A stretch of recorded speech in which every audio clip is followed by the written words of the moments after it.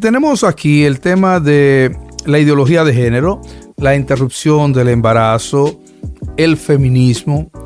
¿Tú crees que son una triada que camina junto y que apuntan a algún lugar específico? ¿Tú crees que se apoyan entre sí? ¿Cómo tú defines esa vinculación? Porque donde quiera que aparece, ¿tú crees que es la misma agenda? Es la misma agenda y es la misma filosofía. Es la filosofía, a ver, en el fondo, en un nivel muy abstracto, es la filosofía de que yo determino con mi autopercepción lo que son las cosas y lo que es la realidad.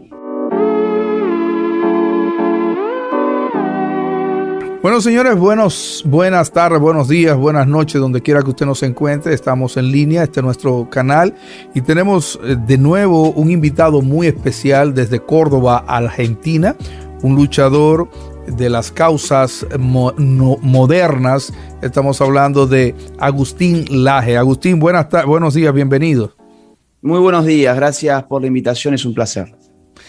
Qué bueno tenerte de nuevo aquí y vamos a hacerte una entrevista un poco cálida en función de lo personal. Vamos a conocer algunas cosas tuyas y de hecho te vamos a poner en algunas perspectivas como si fueres un hombre de familia en algún momento.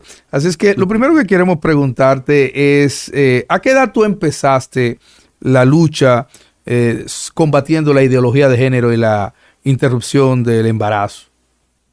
A ver, yo en verdad esa lucha la vinculo con mi interés por la política y otras luchas que yo he dado. Es decir, yo no podría separar en mi biografía, esta es una lucha que tiene este tiempo y esta es otra lucha que tiene este otro tiempo, porque todo es parte de una misma agenda, en verdad. Si yo te tengo que decir cuándo fue la primera vez que escribí sobre ideología de género y aborto y demás, y eso fue en el año 2014.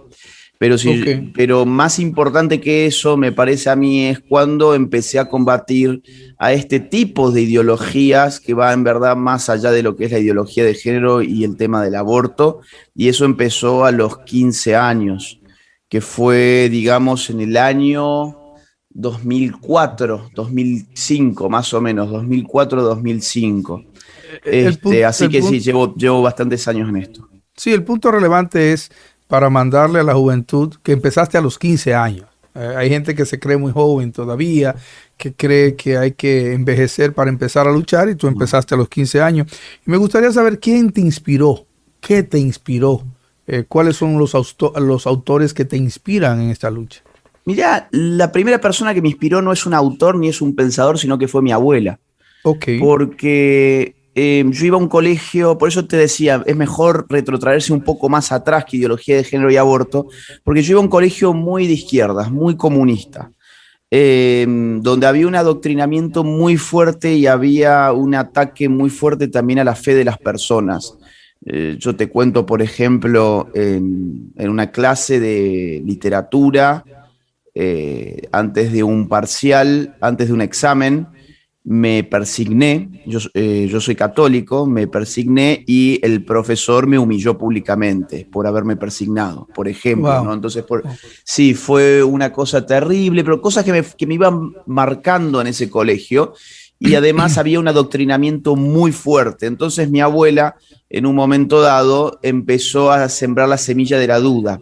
Ella no me dijo, no, mira, en tu colegio están equivocados, esta es la verdad, sino que me empezó a hacer preguntas para que yo solo tratara de buscar respuestas. Y eso me llevó a una situación en la cual me di cuenta que el colegio no era un lugar sagrado. Y esto, lamentablemente, hay muchos padres, ya que recién decías, vamos a suponer a veces que sos padre de familia. Hay muchos padres de familia que lamentablemente le enseñan a los hijos que los colegios son lugares sagrados donde los profesores dicen la verdad y nada más que la verdad. Que son incuestionables.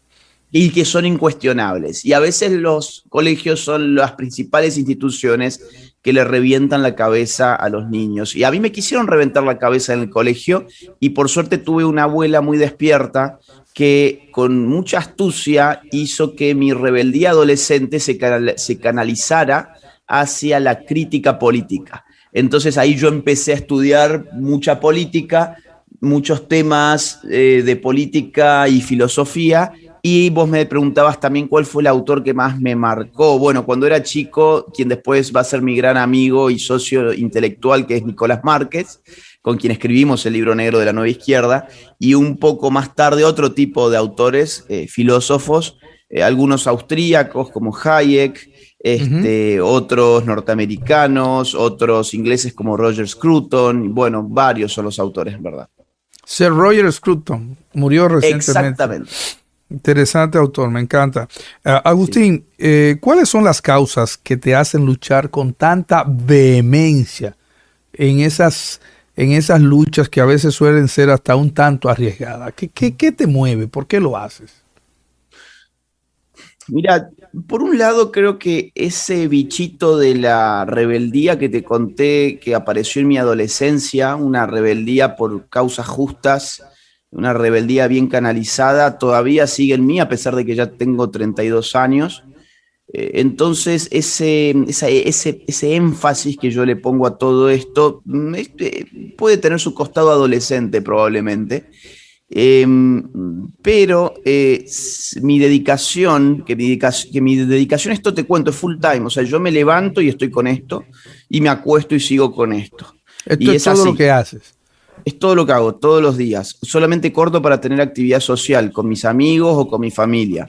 Pero el Supongo que haces buenos resto, asados allá. perdón. Supongo que haces buenos asados de vez en cuando, Sí, ¿eh? bueno, hago un asado por semana, sí, sí, sí, acá Wow, se come mucha carne.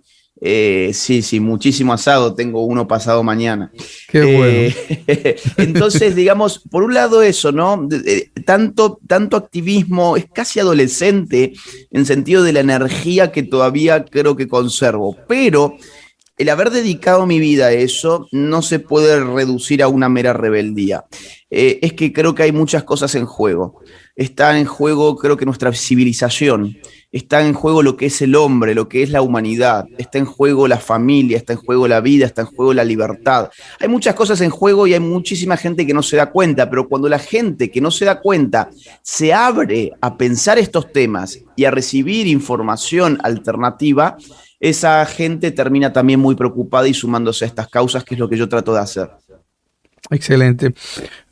Agustín, quienes hablan de las causas como la interrupción del embarazo, la famosa ideología de género y demás, hablan de que en el mundo hay solo 5 países que faltan por liberar o por introducir al menos las 3 causales. Quiero hacerte algunas preguntas en ese sentido. Primero, si es eso realmente cierto, porque no he visto un dato estadístico revelador concluyente sobre el tema. En segundo lugar, ¿en qué sentido esto nos debe hacer sentir culpable o sentir orgulloso? O sea, de ambos, de ese aspecto. Y en tercer sentido, ofrecer, si esto ofrece alguna ventaja económica para los países que se liberan. Es decir, Haití, por ejemplo, está libre ya, Chile se liberó y los demás, según ellos, a lo que llaman liberación. ¿Eso le ha venido con algún tipo de ventaja económica o sociológica o cultural? Bueno, es muy buena la pregunta. Yo no conozco estadísticas sobre cuántos países son los que no tienen permitido el aborto en ninguna causal, porque no me parece que sea una estadística interesante. Es decir, es una fotografía cuantitativa que a mí no me dice nada sobre si eso es justo, es injusto, sobre si eso es bueno o es malo. Hay mucha gente que cae en esta falacia que se llama falacia ad populum. La Ujú. falacia ad populum es el argumento falaz de establecer una conexión entre la cantidad de personas o de sujetos que adhieren a una postura y la veracidad de esa postura. Es decir, por ejemplo, todo el mundo sabe que la Tierra es plana. Hay en este mundo solamente 5 individuos que dicen que la Tierra es redonda. Bueno, según esta lógica, la razón estaría del lado de las mayorías, o sea, de todos aquellos que dicen que la Tierra es plana y no redonda. ¿Por qué? Porque son mayoría. Esa misma mala forma de razonar es la que se aplica cuando se dice, bueno, solamente 5 países están en la situación de República Dominicana, por Ujú. lo tanto, los otros deben tener la razón. ¿Por qué? Porque son más. Esto es muy tonto, en verdad. Por eso es que ni Bueno, siquiera me he gastado, O sea, es que lo que pasa es que al nivel de la retórica, los que están llevando adelante esta agenda saben manipular muy bien la situación y saben que la gente en una época de 240 caracteres de Twitter no se detiene a pensar estas cosas. Pero cuando uno lo piensa un segundo, se da cuenta, la verdad no depende de la mayoría, la verdad es independiente de la cantidad de personas que argumenten en un sentido o en otro. Y todavía más, la justicia tampoco depende de las mayorías. Te pongo un ejemplo histórico que todo el mundo lo va a saber. El nazismo. Hitler llegó al poder con el apoyo mayoritario del pueblo alemán. Si nosotros hubiéramos aplicado este argumento en ese entonces, hubiéramos tenido que decir, oigan, la mayoría inmensa y aplastante del pueblo alemán está de acuerdo con las leyes del nacionalsocialismo. Por lo tanto, las leyes del nacionalsocialismo son buenas y son justas. Y eso, evidentemente, ya lo sabemos, no fue así. Entonces, esa es una forma que no solamente es errada, sino que es incluso hasta muy tonta de pensar.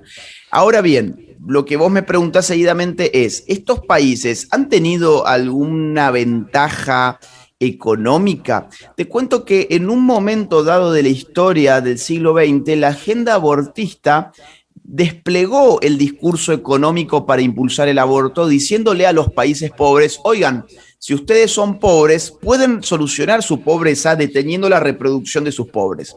¿Por qué? Porque los pobres se reproducen más que los ricos, por lo tanto, el país cada vez va a tener más pobres.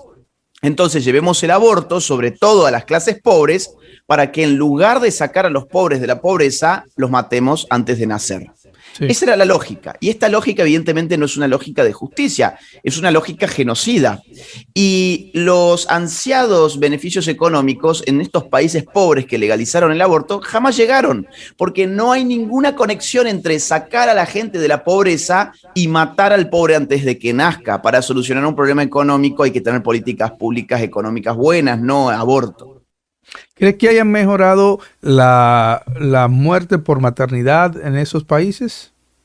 Mira, en verdad el problema de la muerte por maternidad o la muerte, la mortalidad materna, está vinculada a otras variables mucho más importantes que el aborto.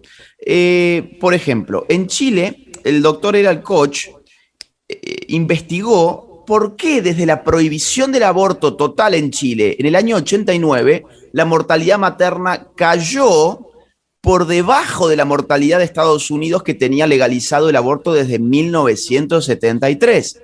O sea, Chile, con el aborto totalmente penalizado, tuvo menos mortalidad materna en términos proporcionales en comparación con Estados Unidos, que tenía aborto legal desde 1973. ¿Por qué? Eral Koch lo estudió y dijo, claro, la clave para solucionar la mortalidad materna es otra, es buenos servicios de salud prenatal, sí, buenos servicios de salud postnatal, buena nutrición para la mujer, acceso de agua potable para la mujer, acceso a la instrucción pública y educativa para la mujer, entre otras políticas públicas. Si ahora yo eso lo traslado al caso de República Dominicana y veo la mortalidad materna, cómo se distribuye, la principal causa de mortalidad materna, que se lleva aproximadamente el 70 u 80% de la mortalidad materna, son los trastornos hipertensivos. ¿Cuáles son las causas de los trastornos hipertensivos? Todo esto que te dije, mala nutrición, falta de acceso a agua potable, falta de consultas médicas de calidad, etcétera, etcétera. Con lo cual, eso de la mortalidad materna ha sido una mentira. Y te pongo un caso más.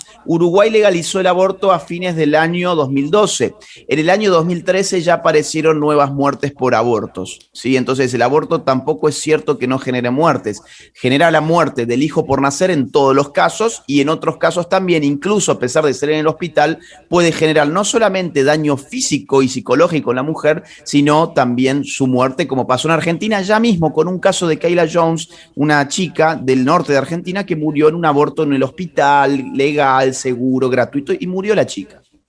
Bueno, tenemos aquí el tema de la ideología de género, la interrupción del embarazo, el feminismo.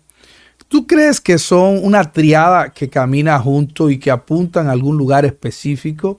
¿Tú crees que se apoyan entre sí? ¿Cómo tú defines esa vinculación? Porque donde quiera que aparece, ¿tú crees que es la misma agenda? Es la misma agenda y es la misma filosofía. es la filosofía, a ver, en el fondo, en un nivel muy abstracto, es la filosofía de que yo determino con mi autopercepción lo que son las cosas y lo que es la realidad.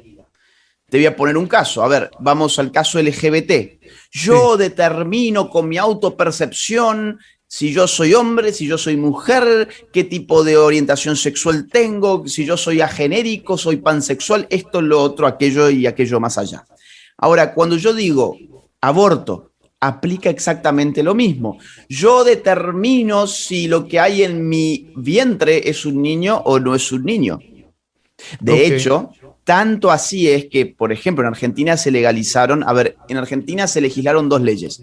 Una, si la madre desea asesinar a su hijo, lo puede asesinar porque eso no es su hijo, sino que es una cosa. Al mismo tiempo se legisló otra ley, el mismo día, ¿eh? La otra ley decía, si la madre quiere tener a su hijo, el Estado la va a ayudar durante 1000 días. Entonces, Wow. ¿de qué depende que ese hijo sea un hijo y sea un ser humano? Del deseo de la madre. Si la madre desea que es un hijo, el Estado la ayuda con un subsidio. Si la madre desea que no es un hijo y es una cosa, el Estado lo asesina por ella.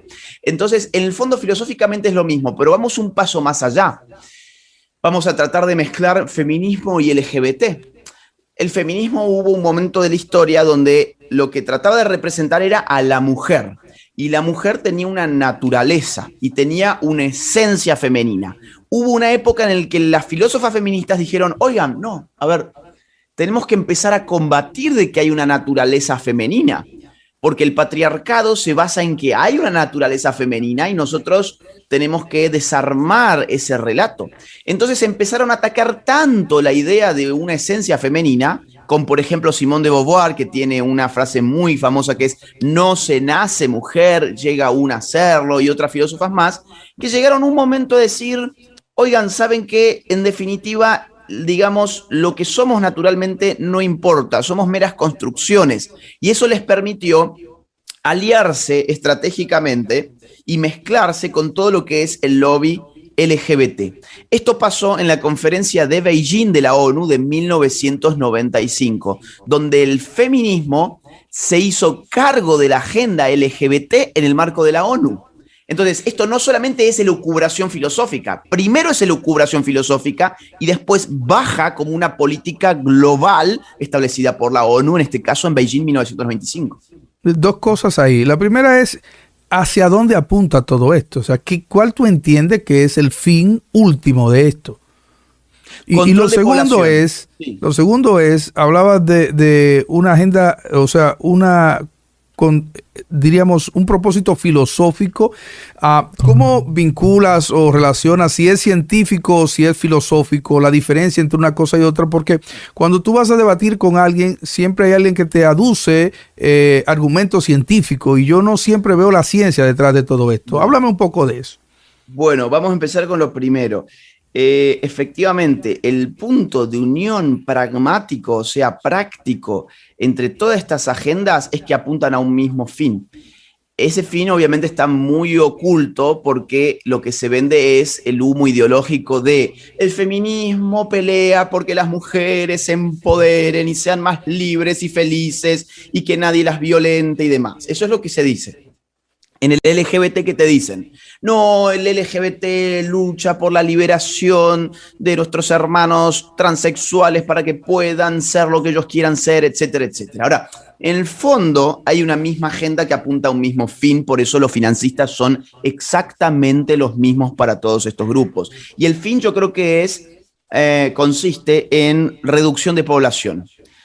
La ONU desde hace ya 50 años. Sí. Desde el año 65 que ya la ONU está muy preocupada para el tema de cómo crece la población en el planeta Tierra, cómo nos reproducimos los seres humanos. Y lo que han identificado es que los pobres además se reproducen más que los ricos.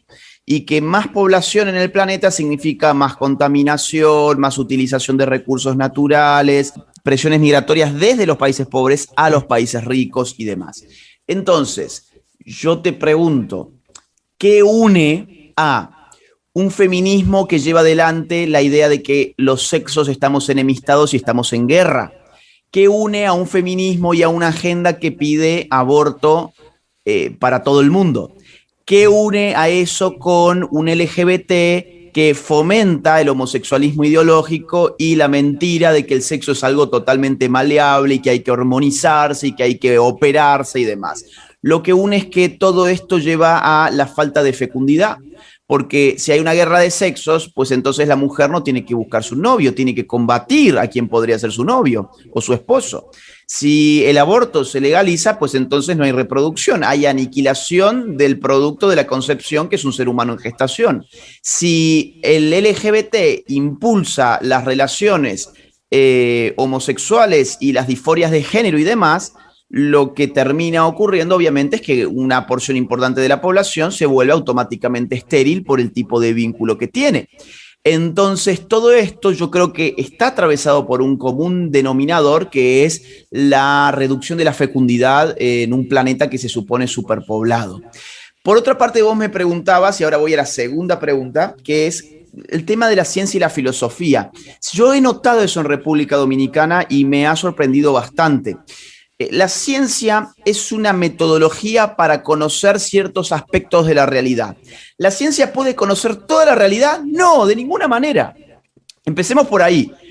Un científico que diga que la ciencia puede conocer cualquier aspecto de la realidad es un mal científico, porque peca de cientificismo. Y además... Bueno, esa es la primera naturaleza de la ciencia, la vulnerabilidad de ella misma. Es decir, yo doy una tesis, pero en tanto aparezca otro superior a la mía, yo tengo que renunciar a ella. Es decir, que la ciencia no puede ser estática. Exactamente. La ciencia jamás es estática.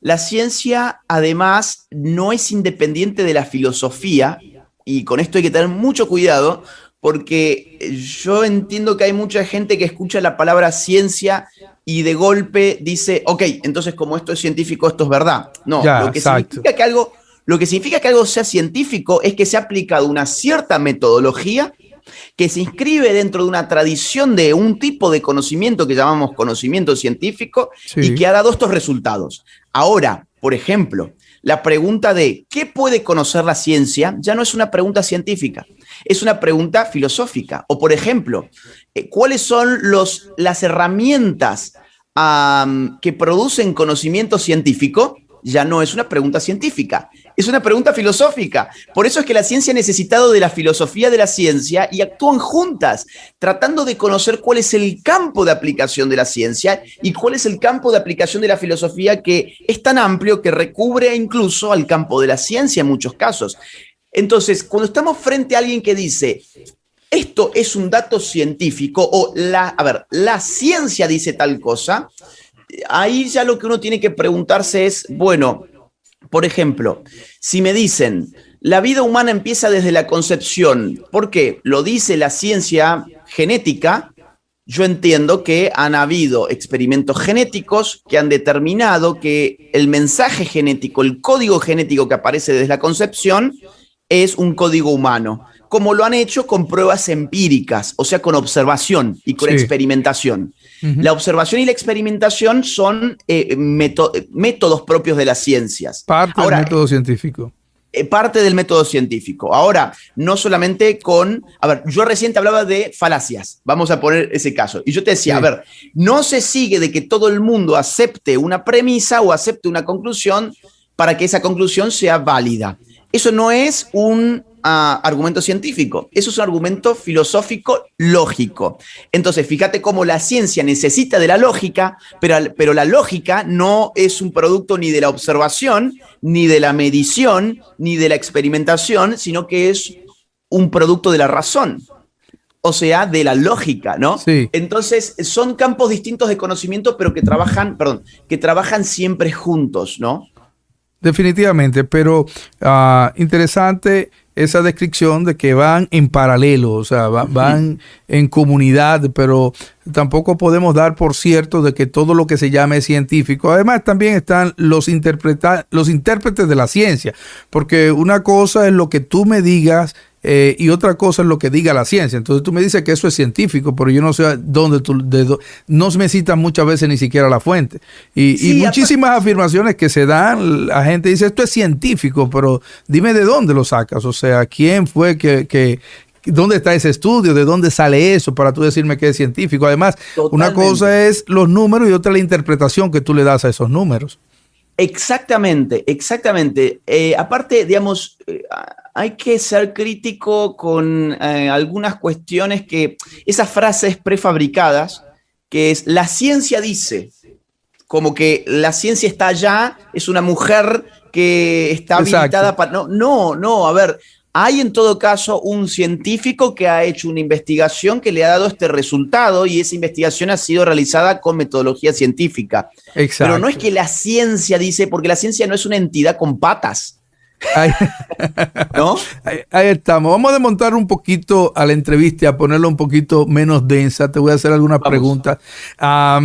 Las chicas quieren saber si te piensas casar, si eso está en agenda y que cuáles son algunos de los parámetros para saber si se apuntan en la lista, ¿sabes? No, sí, sí, a mí me gustaría tener familia y yo te soy sincero, a los 24, 25 años yo pensaba que ya iba a tener familia para los 29 y ya Ok. tengo 32 Bueno, y ha sido imposible por el ritmo de vida que tengo, que como te digo, a ver, para que vos te des una idea, en el año 2019, o sea, el año anterior a la pandemia, yo entre enero y octubre del 2019 tomé un promedio de 4 aviones por semana. No eso es- paro, es decir, cuando digo que entregué mi vida a esto, no es solamente por estar acá en mi estudio leyendo todo el día, que también lo hago cuando no estoy viajando, como ahora. Pero he viajado sin parar, sin descanso, los hoteles han sido mi casa, los aviones han sido mi cama. Entonces, digamos, establecer una familia en esas condiciones hubiese sido muy egoísta, ¿no? ok. Con lo cual estoy esperando un poquito más, pero ya va a llegar, sí. Si tuvieras casado y tienes un hijo o una hija y este se declarara homosexual, ¿qué tú le dirías? Yo no le retiraría el amor, evidentemente. Es decir, hay gente que se piensa que uno es un ogro que odia a los homosexuales y los quisiera ver muertos. Esa es la caricatura que hacen de nosotros. No, obviamente yo no le retiraría el amor a un hijo que, que tuviese una orientación homosexual. Intentaría ver si él realmente está cómodo con eso, porque hay muchos homosexuales que no están cómodos con su orientación sexual.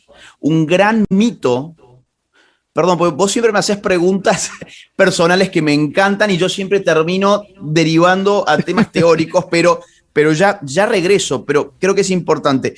Un gran mito es que todo homosexual es como que automáticamente está súper feliz de ser homosexual y que ese es su proyecto de vida. Y esto no es cierto. Hay muchísimos homosexuales que entienden que su orientación sexual no se corresponde con su proyecto de vida. Hay muchos homosexuales, por ejemplo, que quisieran tener familia biológica, ¿no?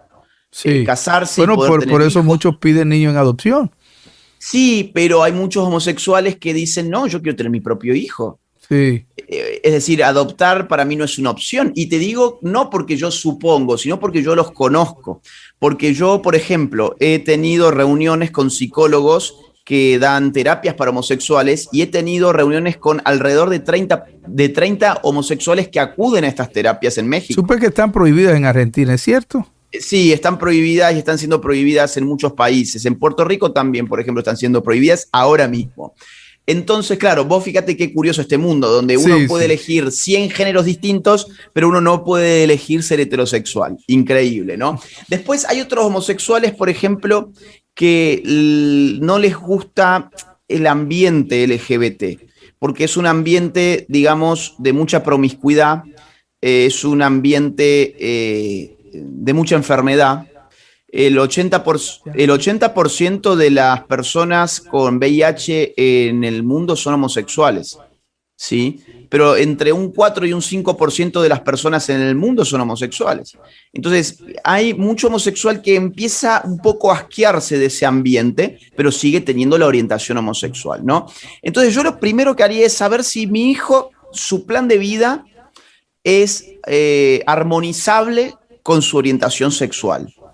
Porque quizás mi hijo me dice, no, mi plan de vida es yo poder tener una familia como la familia en la que yo nací, con un papá y con una mamá que tengan sus hijos. Si esto es así, yo intentaría buscar ayuda para ese hijo. Yo conozco muchos casos de éxito psicológico y hay casos donde lamentablemente no han tenido éxito estas terapias. O sea, no es cierto. Además de ¿Perdón? este consejo, ¿qué otro consejo le daría a una madre o a un padre ahora mismo? Un solo consejito más, si estuviesen luchando ellos, porque muchas veces la carga no es del hijo, es del padre. Si estuviesen Sí. ellos luchando con esa situación, ¿qué otro consejo le darías? Que los aconsejen no confundir su orientación sexual con las ideologías políticas que quieren instrumentalizar su orientación sexual. A los homosexuales se los quiere resentir, se los está resintiendo, se les está enseñando que los heterosexuales los odiamos, que los despreciamos, que los marginamos, y ahí es cuando el homosexual se transforma en un títere político de una maquinaria que en muchos casos nunca llega a verse. Entonces, que el padre, al asumir finalmente que su hijo tiene esta orientación, le diga, hijo, acá te amamos, no creas esos cuentos ideológicos que te están queriendo vender para sumarte a una agenda específica que tiene intereses muy distintos a los de tu familia y a los tuyos propios. Entonces, y una última recomendación, una última, no lleguen tarde, es decir, no esperen hasta el momento en que su hijo lo confundan en la escuela, lo confundan en la televisión, lo confundan en los círculos donde se puede llegar a mover. Empiecen a hablar de estos temas desde que su hijo tiene 9 años. ¿Sí? Porque muchos padres se dan, y no solamente con el tema de si es homosexual o no, se dan con que finalmente le vino la hija con el pañuelo verde, celebrando el aborto, y los padres dicen, ¿qué hemos hecho de mal? Bueno, te voy a Sí. decir que hiciste de mal, no educaste a tu hija. No, sí, porque nosotros empezamos a hablar con ella. ¿Cuándo? El año pasado. No, es que tendrías que haber empezado 10 años antes, no el año pasado. Entonces, llegar a tiempo a esas situaciones, ¿no? Muy bien. Un detalle, no tienes hijos todavía, no te has casado, No. no tienes hijos. Preguntarte, te casas, tu esposa sale embarazada. El médico descubre que el niño tiene grandes malformaciones, que está en una situación que según dicen podría ser incompatible con la vida. Tu esposa decide ella sobre su cuerpo como le han aconsejado hoy día. ¿Qué le aconsejarías a ella? ¿Qué le aconsejarías a un padre que está en esa situación? ¿Cuál tú crees que debería ser el abordaje correcto a esta posición? Mi consejo sería, Acuérdate que ver, es tu hijo el que está ahí también. O sea, sí, yo te soy sincero, probablemente si en una situación así mi eventual esposa llevara a cabo un aborto, es probable que el matrimonio se acabaría. Porque vos fíjate qué destructivo que es psicológicamente el aborto para las dos partes, que me estoy tratando de poner en el lugar del hombre que le matan a su hijo, y cómo ese hombre después sigue con esa mujer. Hay hombres que pueden tener la fortaleza para hacerlo. Yo sinceramente creo que nunca más podría seguir adelante con una familia que ha matado a su hijo. Y no importa si ese hijo venía con una malformación o no venía con una malformación. Mi sugerencia sería, la vida humana es digna independientemente de las características de su cuerpo, independientemente de las características de su cerebro, la vida humana es digna. Y nosotros no somos nadie para acabar con una vida humana, y mucho menos para acabar con una vida humana inocente, indefensa, y muchísimo menos para acabar con una vida humana inocente, indefensa que es nuestro propio hijo. No importa si ese hijo viene, por ejemplo, con síndrome de Down, que ya se los está abortando a todos los niños que vienen con síndrome de Down en países europeos como España. los No Países importa Bajos cada si... día hay menos gente con síndrome de Down. O sea, Sí, cada día hay menos, no porque la evolución, no, porque se los mata. Se los claro. matan desde que nazcan. Y de hecho hay ya estudios que dicen que en algunos años ya en esas zonas no van a existir más porque se están muriendo digamos, más downs, más personas downs de los que están naciendo. Sí. Entonces, eso nos va a dar en un momento cero. Entonces, esa sería mi sugerencia, aceptar que nosotros no somos dueños de la vida de los demás. Si la vida ha llegado a nuestras puertas, si ha llegado a nuestra familia, pues entonces tendremos que recibirla con amor como han recibido nuestra vida en su momento. No somos dueños de la vida de los otros. Perfecto. Última pregunta. Casi tendría una respuesta parecida, pero el escenario es muy diferente. Tu hija, 10 años, violada por tu hermano menor. Vas a tener una hija, vas a tener un sobrino, ¿qué vas a tener? ¿Qué le aconsejarías? A ver, estoy poniéndome en el lugar, ¿no? Probablemente yo termine preso. Probablemente yo termine preso porque probablemente mi hermano termine desfigurado. Mi desquite sería contra la persona que ha cometido esa salvajada. Pero no podría vivir conmigo mismo si mi desquite fuese contra un inocente. Es decir, si de tamaña injusticia yo terminara generando otra injusticia más, desquitándome con un ser humano que no ha tenido arte ni parte en todo este cuento y no ha tenido absolutamente nada que ver y que es totalmente inocente. Lo que yo supongo que haría después de agarrar a mi hermano sería contener a mi hija, contenerla con profesionales, tratar de que el tiempo siga su curso lo más rápido posible hasta el momento en que ese niño sea viable fuera del útero materno y ese niño finalmente puede ser dado en adopción dependiendo la voluntad de mi hija, no la mía. Eso sería lo que yo haría. A ver, son situaciones que no se reparan. La gente piensa que hay un remedio, que esto es como la gripa, ¿no? Bueno, me tomo entonces esta pastilla y en un par de, no sé, horas o días yo ya estoy bien. No, son cosas que no tienen ninguna solución, pero sí se pueden agravar todavía más. Sí. Y yo creo que agravarla todavía más significa generar más injusticia sobre esa injusticia. Lo que hay que hacer es resignarse de que eso va a ser algo que nos va a perseguir a todos por toda nuestra vida, pero no añadamos otra injusticia más que nos persiga también junto a esta. Dejemos a la vida inocente nacer y en todo caso que la mujer decida si la quiere criar o si la quiere ofrecer en adopción. Última pregunta difícil. Tu papá, 65 años, quiere cambiarse de sexo o de género. ¿Qué le vas a aconsejar? O sea, es que me ha pasado, no con mi padre, obviamente, pues, pero bueno, podría haber sido, ¿por qué no? Pero me ha pasado de mujeres que han venido a conferencias mías y después de la conferencia se acercan. Claro, ellas vienen pensando que lo que van a escuchar es una forma de solucionar estos problemas y después se dan con toda una conferencia de política y filosofía que no tiene nada que ver con su problema puntual.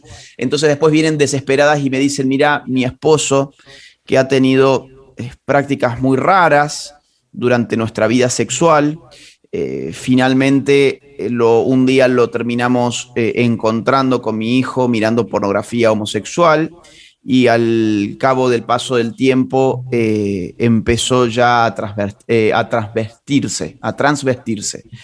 Esto me pasó en Colombia, no me lo voy a olvidar más. Entonces, puedo pensar cuál sería el consejo que yo daría. Claro, yo se lo di a una señora, pero ahora lo voy a trasladar al caso de mi padre. El consejo que le daría a mi padre es que busque un buen psiquiatra dispuesto a tratar estos casos de trastorno de la identidad. Esto es un trastorno. A ver, claro, acá van a haber psicólogos que van a decir, no, es una identificación, es una autopercepción, y va a haber psiquiatras que van a decir lo mismo. pero no van a decir lo mismo cuando se trata de una niña anoréxica o bulímica, por ejemplo, que se autopercibe con... Claro, la niña anoréxica o bulímica se mira al espejo y se ve como si tuviese 120 kilos y no come.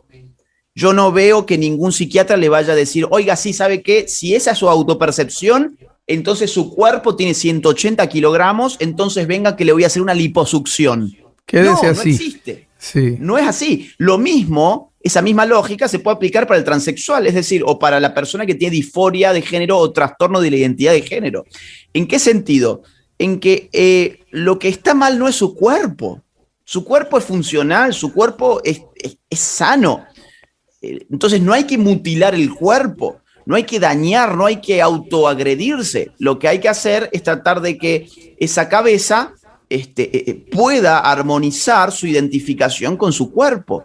Y durante mucho tiempo se han dado terapias para esto. El problema es que ahora están siendo todas prohibidas y que buscarlas es prácticamente ilegal, ¿no? Eso es, en muchos países. Es increíble.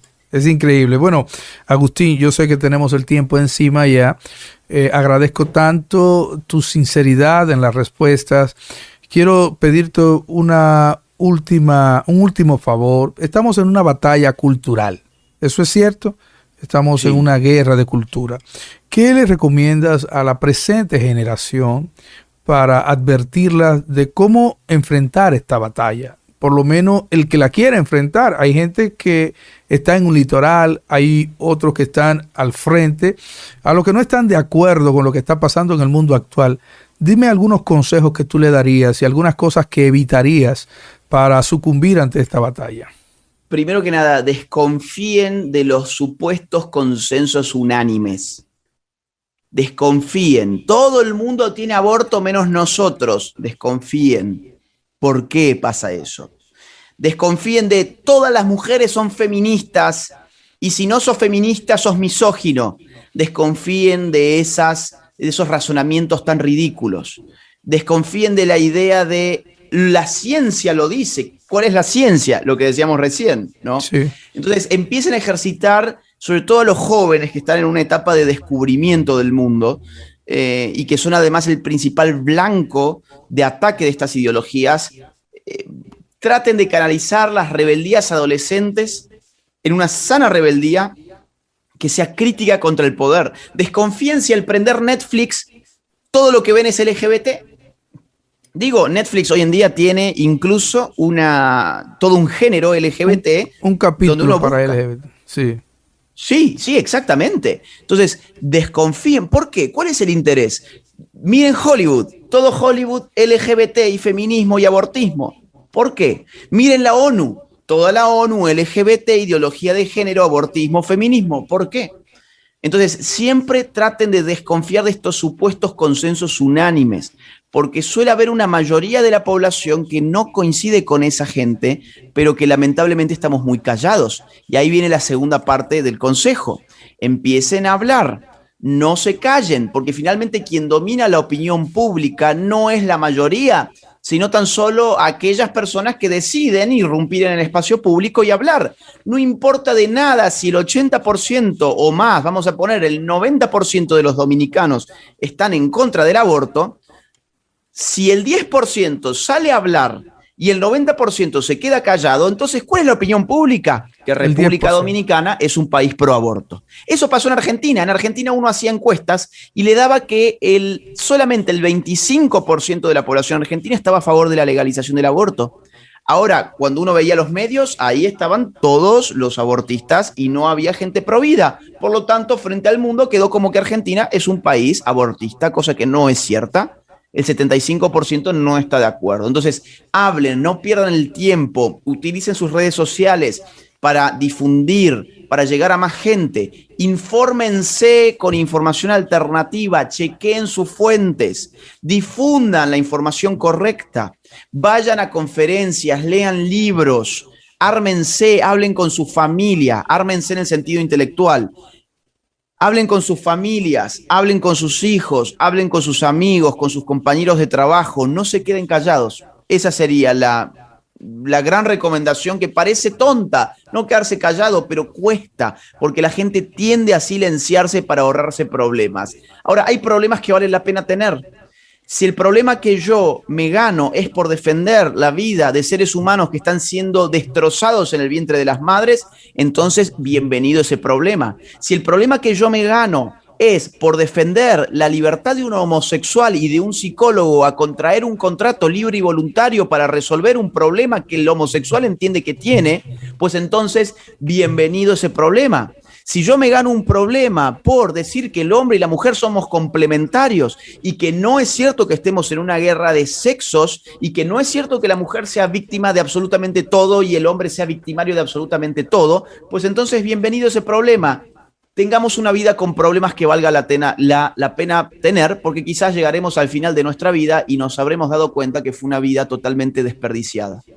Excelente, Agustín. Qué fuerte, un fuerte abrazo desde aquí. Muchísimas gracias por dedicarnos este tiempo. Nos hace falta más tiempo contigo. Ojalá que en el futuro nos siga regalando, porque tener tu perspectiva es bastante interesante en un mundo como el que estamos viviendo.